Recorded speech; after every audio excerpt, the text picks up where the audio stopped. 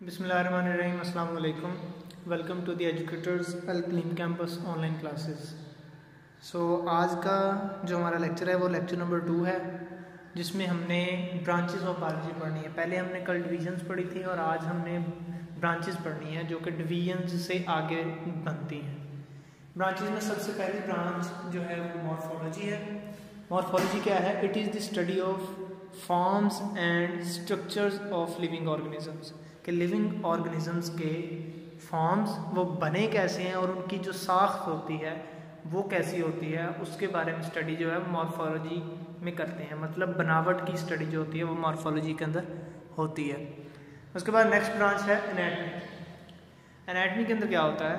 The study of internal structures of living organisms, कि किसी भी लिविंग ऑर्गेनिजम्स की इंटरनल जो चीज़ें हैं वो किस तरह की होती हैं, उनके बारे में स्टडी जो होती है वो एनाटमी के अंदर आती है।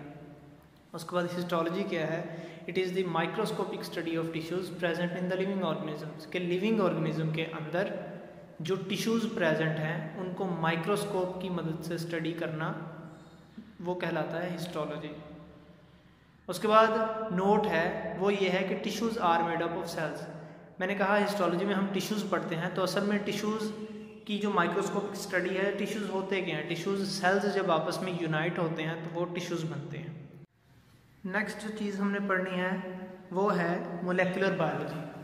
मोलेकुलर बायोलॉजी क्या है? It deals with the study of molecules of life, के लाइफ के अंदर किसी भी लाइफ के लिए रिक्वायर्ड मॉलिक्यूल्स जो होते हैं उनकी स्टडी जो है मोलेकुलर बायोलॉजी के अंदर आती है। For example water, carbohydrates, proteins, lipids, ये सारे के सारे मोलेकुलर बायोलॉजी के अंदर आते हैं। उसके बाद सेल बायोलॉजी क्या है? Cell biology it is the study of structures and functions of cell and the cell organelles and also study cell division. मतलब क्या है? सेल बायोलॉजी के अंदर हमने पढ़ना होता है कि सेल का स्ट्रक्चर कैसा है, सेल का काम क्या है, सेल के अंदर क्या क्या चीज़ें पाई जाती हैं, और सेल 1 से 2 में डिवाइड कैसे होता है, मतलब सेल डिवीजन। तो ये सारी की सारी चीज़ें सेल बायोलॉजी के अंदर पढ़ी जाती हैं।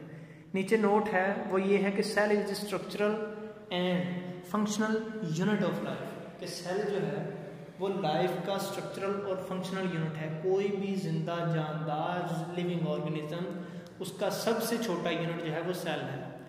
फॉर एग्जांपल एक दीवार है तो दीवार को बनाने के लिए ईंटें जो हैं उनको जोड़ा जाता है। इसी तरह एक बॉडी जो बनती है लिविंग ऑर्गेनिज्म की वो बहुत सारे सेल्स के आपस में मिलने से बनती है।